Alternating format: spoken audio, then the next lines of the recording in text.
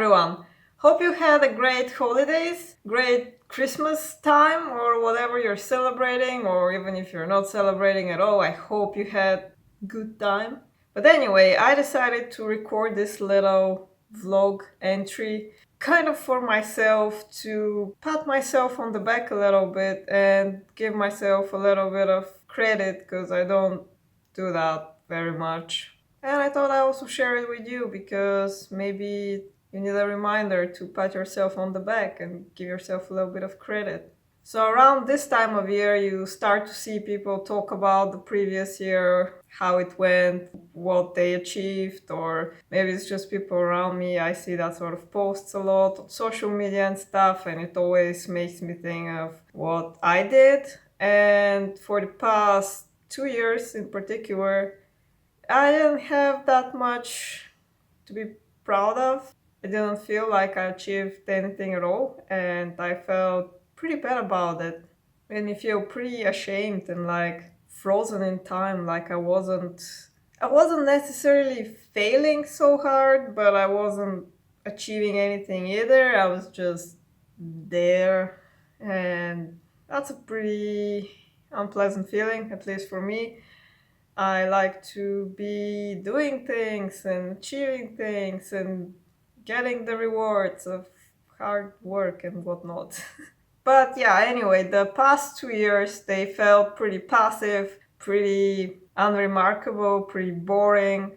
I've had tons of anxiety, mostly around finances, because in 2017 I decided to go full time freelance, and the year before that, 2016, has gone pretty amazingly. I had a lot of promising thing happens, a lot of projects, a lot of plans, everything was great. And then slowly it kind of all died out in 2017. Basically, the first half of the year went kind of pretty well. And then the moment I registered a company, everything kind of went nowhere. Like projects got cancelled and like this silence came, so to say. Like there was just nothing happening, and it was pretty bad. And this sort of thing sort of continued in 2018. It was pretty bland, pretty. I wasn't doing what I wanted, I wasn't happy about it, and yeah, it just wasn't great. But luckily, this year I feel like things have started to finally move again a little bit and go into direction that I'm excited about. And for the first time in a while, I'm actually inspired and excited about all the things to come because I feel like there are actually good things in the future. And it's been a while since I felt that, and it feels good. Hope I won't be disappointed. Don't disappoint me. So I thought I'd take some time to acknowledge the things that actually made this year feel a lot better than the previous two. The probably biggest thing that helped me get things moving was getting a part-time job. And that's something that I resisted for quite a while. I felt like it's going to be a failure, but it ended up being one of the best things I've done. I actually did a whole video talking about that, which I'll link in the cards. But basically, first of all, what it did was secure my financial situation a little bit. And then once I didn't need to worry about bills, I could actually focus on discovering the things that I really want to do and trying to do more of them. And we'll come to that. But also another big side effect that I never expected that I'll have was how much my confidence improved, because in some of the past years when I was unemployed for a long time or wasn't getting freelance projects for a long time, I felt pretty bad about myself. I felt that these things are not happening because I'm not good enough and I don't deserve those opportunities. At some point I felt so bad that I didn't believe that I'm good enough to even have a cleaning job or a cafe job. It's so silly. But anyway, now I know that I'm capable of doing unqualified work. Yay. But for real, it was great to be making my own money again and not rely on savings or someone else. The next thing that finally happened after a couple of years of me applying and being rejected was that I finally did a couple of small art markets. Yes, they were pretty small, but they gave me the opportunity to try out what it is to be at an art market and to see if it's something that I'm actually interested in. And turns out I am interested in it, and hopefully I will get accepted to more markets in the next year, in the future years, because it was an experience that I really, really enjoyed having. I still have very few products to sell, so being at an art market, it's a little bit awkward when your table is half empty or, half full, however you decide to look at it. But it's a place to start. And now that I've seen that there is actually potential there, I'm more motivated to make more products to fill up a table. Another thing that helped this year be a little better was sort of me investing in my environment.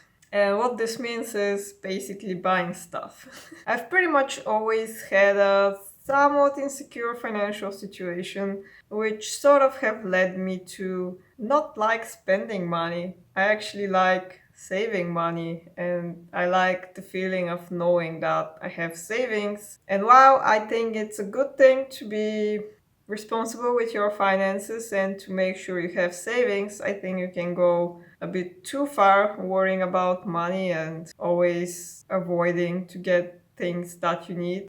And this year has probably been the first time when I've let myself invest in a bunch of things that I wouldn't say I didn't need, but I probably could have continued going without or using what I already had. For example, one of the things was I decided to finally get myself a new bike, which is my primarily way of transportation. And I did have a bike before that, but it was, I don't know, 15th hand, and it wasn't amazing when I bought it, but I bought it in 2015.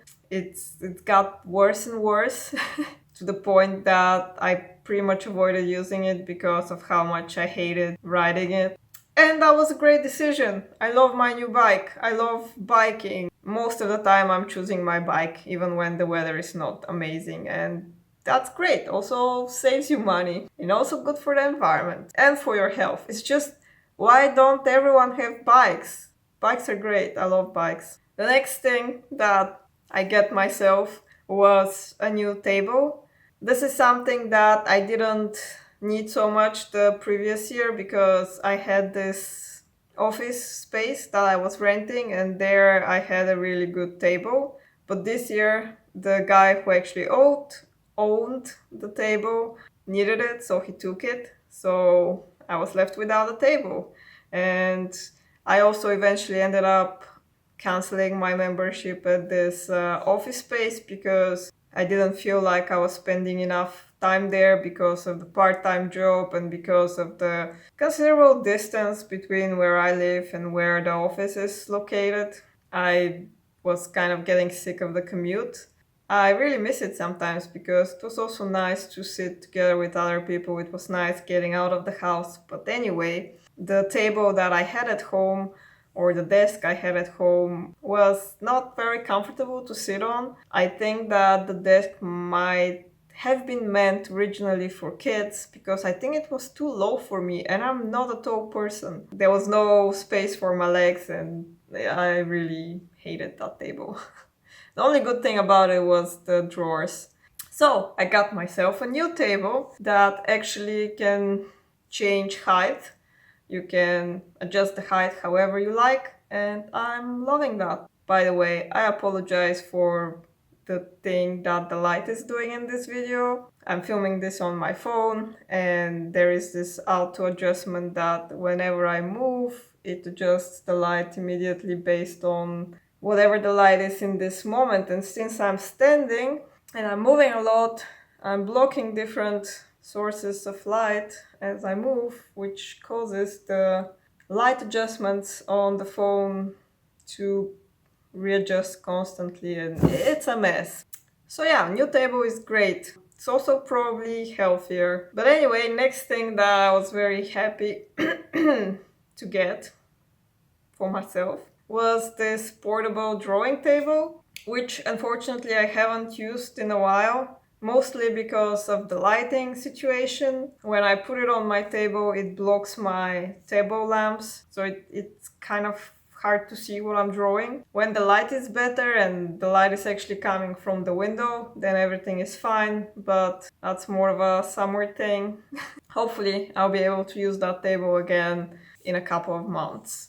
But it's a really great table that I hope to get some more use out of. Next things was random art supplies. I basically let myself try a lot more new stuff this year. I tried some new pencils, new markers, new paints, and most importantly, lino cut. I was very excited to try that, and I'm pretty hooked for the time being. I think there will definitely be some more lino cut in the new year. And yeah, basically, when a purchase is an investment, then it's actually okay to spend the money on it. The next thing that was kind of new and exciting for me this year was creating my own products, which I haven't done really in like a serious way. I've always made things for myself. In any case, it was a great experience. It was a scary experience, and it was a very rewarding experience that I think I will have more of this year because I have tons of new ideas of things that I want to make. And I know that I tend to procrastinate a lot on things like that I want to make. And I have a lot of resisting to actually starting these big new projects, but hopefully I'll have the stubbornness to go through with it because I think very exciting things happen once you push through all that resistance and you actually make the thing that you really want to make. So let's make some things. I also finally managed to open my Etsy shop that I was talking about and thinking about since forever, since basically I knew that was a thing some people had. I never felt like I will have anything worth selling, which is why it took so long. I still don't really know, but I'm glad that it's out there, it exists. I'm happy to have made a couple of sales already, and hopefully there will be more in the new year. Hopefully I'll make a lot more exciting things to put in that shop. But I'm really happy that it finally exists. And possibly the most exciting thing on this list, and one that I didn't even know I had as a goal and I didn't really plan to do, was having my products in other people's shops. That's something I talked about in my last video, but basically I got some push from friends to offer my products, mostly my postcards, to shops in town to sell because they're very tourist friendly and somewhat, I would say, quite different from the souvenirs and things that already exist. Actually, that's how the idea for them came up. My parents were visiting me exactly a year ago around Christmas, and we went around shops looking for souvenirs for them to bring to home, to relatives, and so on. And we weren't that impressed with what was available. And in general, most of it is pretty generic. So I basically made my own version of a postcard, and turns out people liked it.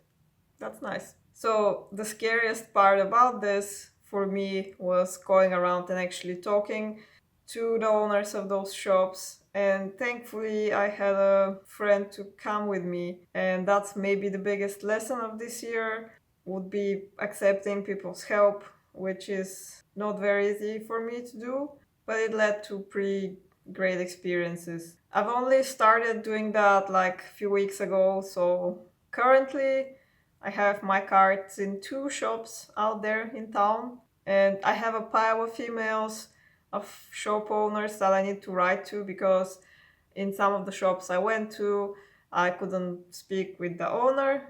There was just a person who is hired there, so they gave me the email, and I still haven't got around to writing to them because of the holidays and all that.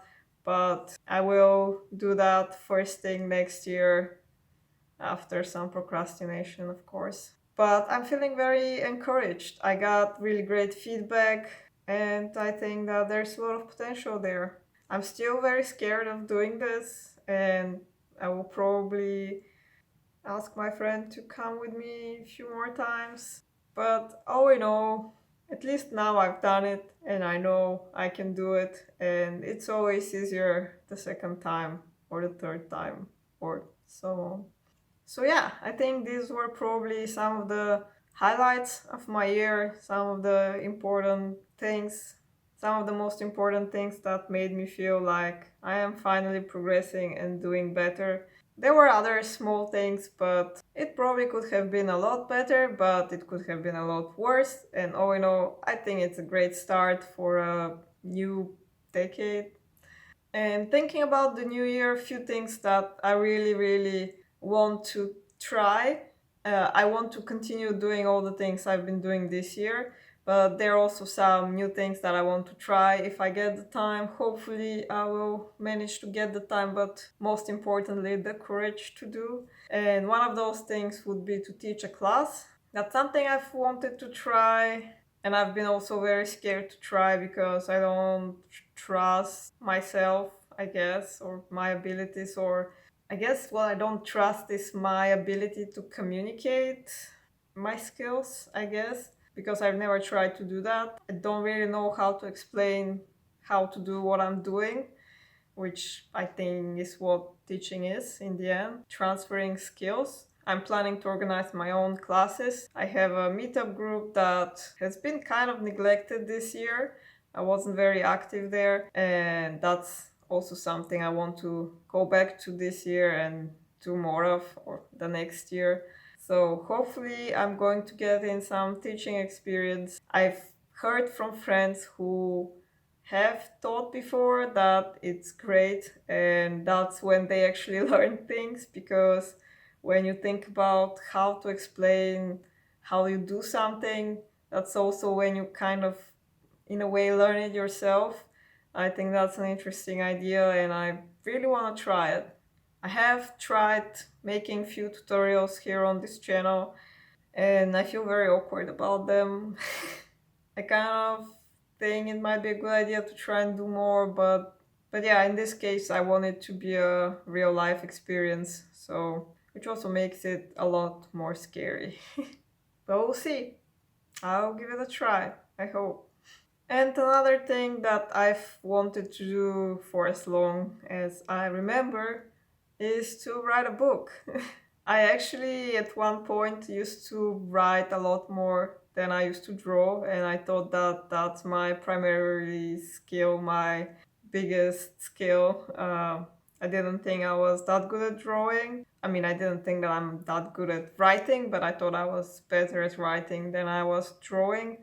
And that's certainly not the case anymore. Maybe it was at one point when I was doing a lot of writing, but I haven't done a lot of writing in years and I'm very rusty and my brain is very confused with all the languages that are lurking there.